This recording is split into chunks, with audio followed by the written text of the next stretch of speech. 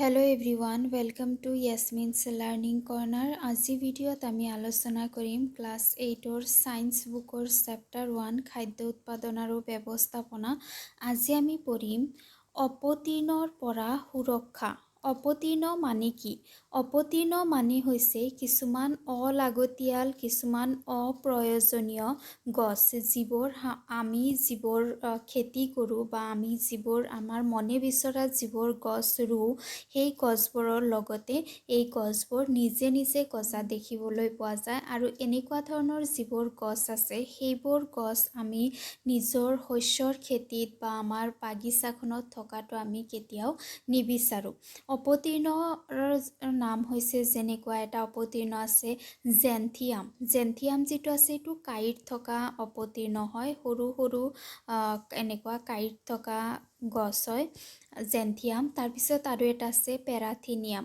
এনেকুৱা যিবোৰ গছ আছে এইবোৰক অপতৃণ বুলি কোৱা হয়, যিবোৰ খেতিত নিজে নিজে গজে, ইয়াক খেতিত ৰুব নালাগে। বা আমি যদি খেতি বাদ দিয়া, আমি যেনেকুৱা ঘৰত যে আমি ফুলৰ টাবত যে ফুল গছ ৰুওঁ, ফুলৰ পটত, সেইটো পটতো চাবা আমি যিডাল গছ ৰুইছোঁ, ছাপ'জ আমি গোলাপ ফুলৰ গছ ৰুইছোঁ, ইয়াতে চাবা কিছুমান অলাগতিয়াল গছ কিছুমান গজা দেখিবলৈ পোৱা যায়, তাকে অপতৃণ বুলি কোৱা হয়। প্ৰজ্ঞান আৰু প্ৰহেলিকাই ওচৰতে থকা এখন ঘেঁহুৰ খেতি কৰা পথাৰলৈ গৈছিল আৰু তাত আন কিছুমান উদ্ভিদো দেখিবলৈ পাইছিল। প্ৰজ্ঞান আৰু প্ৰহেলিকা যি গাঁৱত খুৰাকৰ ঘৰলৈ যে ফুৰিবলৈ গৈছিল, সিহঁতে যেতিয়া খেতিত গৈছিল, ছাপ'জ সিহঁতে ঘেঁহুৰ খেতিত গৈছে, ঘেঁহুৰ খেতিত গৈ পেলাই সিহঁতে খেতিত ঘেঁহু গছৰ লগতে কিছুমান আন গছো দেখিবলৈ পাইছিল। ইচ্ছা কৰিয়েই এই উদ্ভিদবিলাক ৰোৱা হৈছে নেকি? আৰু তেতিয়া সিহঁতে ভাবিছিল যে এইটোতো ঘেঁহু খেতি হয়, ইয়াৰ লগতে তেনেহ'লে বেলেগ গছবোৰ ক'ৰ পৰা আহিছে, এইবোৰ গছো ৰোৱা হৈছে নে নিজে নিজে হৈছে? তেনেকুৱা ধৰণৰ প্ৰশ্ন প্ৰজ্ঞান আৰু প্ৰহেলিকাৰ মনত উদয় হৈছিল।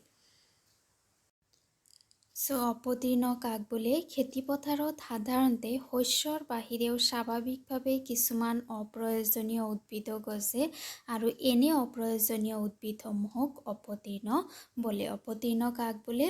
তাৰমানে আমি যিবোৰ খেতি নিজে ৰুওঁ, কিছুমান গছ ৰুই পেলাই যিটো খেতি কৰোঁ, সেইটো খেতিত কিছুমান অপ্ৰয়োজনীয় গছ নিজে নিজে হোৱা দেখিবলৈ পোৱা যায়, আৰু তাকে অপতৃণ বুলি কোৱা হয়। আৰু এই অপতৃণবোৰক কি কৰিব লাগে? আঁতৰাই পেলাব লাগে। যদি অপতৃণবোৰ আঁতৰাই পেলোৱা নহয়, তেতিয়াহ'লে এই অপতৃণবোৰ আমি যিবোৰ গছ ৰুইছোঁ সেইবোৰৰ কম্পিটিটৰ হৈ পৰে, সেইবোৰৰ সৈতে কম্পিট কৰে যিকোনো বস্তুৰ কাৰণে। যেনেকুৱা উদ্ভিদ এটাক জীয়াই থাকিবলৈ যিমান যি বস্তু লাগে, পুষ্টিৰ প্ৰয়োজন হয়, পানীৰ প্ৰয়োজন হয়, তাৰপিছত পোহৰৰ প্ৰয়োজন হয়, ঠাইৰ প্ৰয়োজন হয়, সেই আটাইবোৰ বস্তুৰ কাৰণে ইহঁতে কি কৰে? আমি ৰোৱা যিটো গছ আছে সেইটো গছৰ সৈতে কম্পিট কৰে, যাৰ কাৰণে আমি যিবোৰ গছ ৰুওঁ সেই গছবোৰ কি হৈ যায়? উইক হৈ যায়, সিহঁতে পুষ্টি কমকৈ পায়।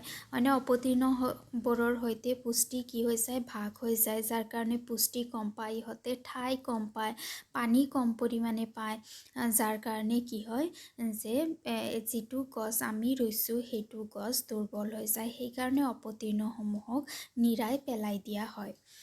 যিহেতু অপতৃণৰ শস্যৰ সমানে পানী, পোষক দ্ৰব্য, ঠাই আৰু পোহৰৰ আৱশ্যক হয়, সেইবাবে অপতৃণ নিৰোৱা অতি প্ৰয়োজন, নহ'লে অপতৃণই শস্যৰ বৃদ্ধিত প্ৰভাৱ পেলায়। যদি অপতৃণ থকা যদি খেতি হয়, তেতিয়াহ'লে সেই খেতিৰ যিবোৰ শস্য আছে, শস্যসমূহ দুৰ্বল হয়, উদ্ভিদৰ বৃদ্ধি লাহে লাহে হয়, বৃদ্ধি কমকৈ হোৱা দেখিবলৈ পোৱা যায়। কিছুমান অপতৃণে শস্য চপোৱাৰ সময়ত বাধাৰ সৃষ্টি কৰে, আৰু তাৰে কিছুমান প্ৰাণী আৰু মানুহৰ বাবে বিষাক্ত হ'ব পাৰে। এই যিবোৰ অপতৃণ আছে, অপতৃণসমূহ যেতিয়া শস্য চপোৱা হয়, যেতিয়া কটা হয়, সেইটো সময়ত অপতৃণবোৰৰ লগতে আমি খোৱা শস্যসমূহৰ লগতে অপতৃণসমূহ আহিব পাৰে, বা অপতৃণবোৰৰ মাজত কিছুমান বিষাক্ত অপতৃণ আছে, যিবোৰ অপতৃণ খোৱাৰ পিছত উদ্ভিদ বা মানুহৰ মৃত্যুও হ'ব পাৰে।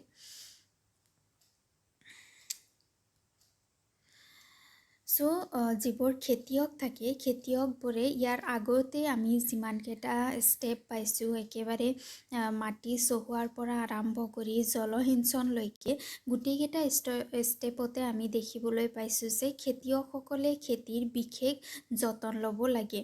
এইটো অৱস্থাতো যেতিয়া অপতীৰ্ণ গজে সেইটো সময়তো খেতিয়কসকলে খেতিৰ ভালদৰে চোৱা চিতা কৰিব লাগে। খেতিয়কসকলে অপতীৰ্ণ আঁতৰোৱা আৰু সিহঁতৰ বৃদ্ধি নিয়ন্ত্ৰণ কৰাৰ বাবে বিভিন্ন ব্যৱস্থা হাতত লয়। যদি এনেকুৱা ব্যৱস্থা হাতত নলয় তেতিয়াহ'লে খেতিৰ ইমান আগতে যিমান পৰিশ্ৰম কৰিছিলে সেই পৰিশ্ৰম কি হৈ যায় অযথা গুচি যায়। পৰিশ্ৰমে একো কাম নিদিয়ে কাৰণ শস্যৰ যিটো বৃদ্ধি বিকাশ সেইটো ভালকৈ হ'ব নোৱাৰে। বীজ সিঁচাৰ আগতে মাটি চহাওঁতে অপতীৰ্ণবোৰ উখালি মাৰি পেলোৱা হয়। যেতিয়া খেতিত বীজ সিঁচা হয় বীজ নিৰ্বাচন কৰি বীজ সিঁচা হয় বীজ সিঁচাৰ আগতে মাটি যেতিয়া চহোৱা হয় সেইটো সময়ত কি হয় যিবোৰ অপতীৰ্ণ আগতে খেতিত আছিল সেইবোৰ অপতীৰ্ণ উঠি আহে।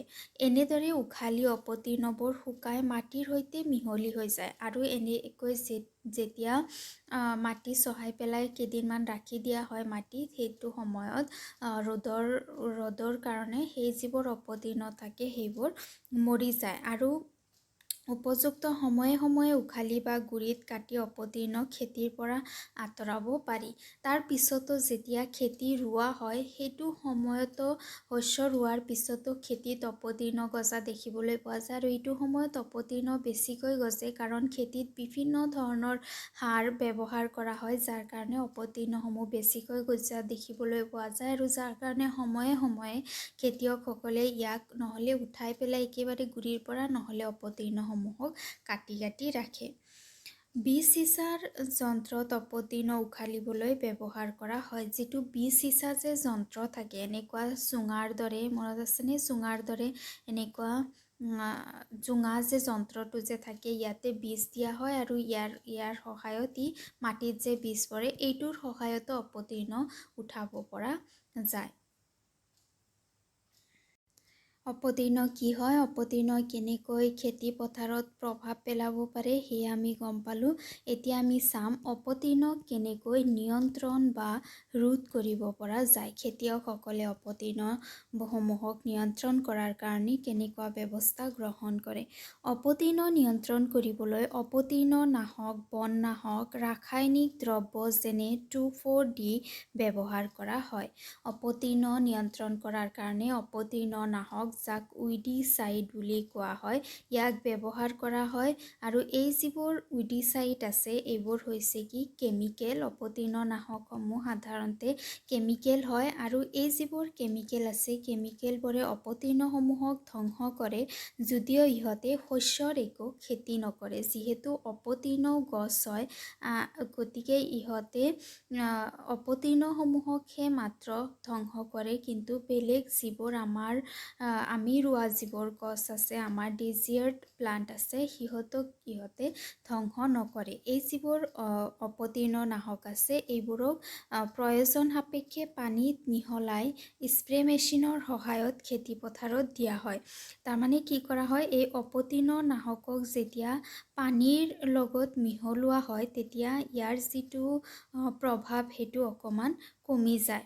সেইকাৰণে ইয়াক পানীৰ সৈতে মিহলোৱাই স্প্ৰেৰ সৈতে দিয়া হয় যাতে অতি কম পৰিমাণে খেতিত পৰে আৰু শস্যবোৰৰ ক্ষতি নহয়। যাৰ কাৰণে ইয়াক পানীত মিহলাই অলপ অলপকৈ স্প্ৰেৰ সহায়ত সেই খেতি পথাৰত দিয়া হয়। আৰু এই যিবোৰ অপতীৰ্ণ নাশক আছে এইবোৰ যিহেতু কেমিকেল হয় সেইকাৰণে এইবোৰ কেতিয়াও মানুহে উশাহত ভিতৰত ল'ব নালাগে। সেইকাৰণে অপতীৰ্ণ নাশক যিজন ব্যক্তিয়ে দিয়ে সেইজন ব্যক্তিয়ে সদায় মাস্ক পিন্ধিব লাগে। মাস্ক তোমালোকে জানাই এতিয়া সকলোৱে মাস্ক পিন্ধে কৰোণাৰ কাৰণে। এইটো ছয়জন ব্যক্তিয়ে কি কৰি আছে খেতিত অপতীৰ্ণ নাশক দি আছে আৰু তেওঁ মাস্ক পিন্ধি লৈছে কাৰণ যেতিয়া অপতীৰ্ণ নাশক যদি মানুহে উশাহত ভিতৰত লয় তেতিয়াহ'লে যিহেতু এইটো পয়জনাছ হয় অপতীৰ্ণসমূহক ধ্বংস কৰে গতিকে ই মানুহৰ যথেষ্ট ক্ষতি সাধন কৰিব লাগে। সেইকাৰণে মুখ সদায় কাভাৰ কৰি ল'ব লাগে অপতীৰ্ণ নাশক দিওঁতে। সাধাৰণতে অপতৃণৰ ফুল আৰু বীজ হোৱাৰ আগতে অপতৃণনাশক ছটিওৱা হয়। অপতৃণনাশকৰ ব্যৱহাৰে খেতিয়কৰ শৰীৰত প্ৰভাৱ পেলাব পাৰে। সেয়ে তেওঁলোকে এই ৰাসায়নিক দ্ৰব্য অতি সাৱধানে ব্যৱহাৰ কৰিব লাগে।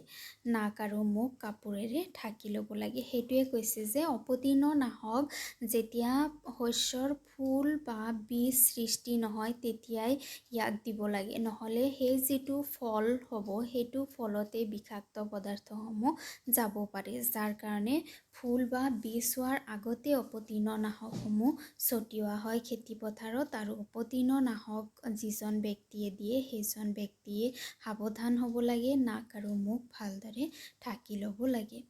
আজি ভিডিঅ'ত ইমানখিনিয়ে। নেক্সট ভিডিঅ'ত আমি শস্য চপোৱাৰ বিষয়ে আলোচনা কৰিম। ভিডিঅ' ভাল লাগিলে লাইক কৰিবা, ফ্ৰেণ্ডছৰ সৈতে শ্বেয়াৰ কৰিবা আৰু চেনেল ছাবস্ক্ৰাইব কৰিবা। Thank U.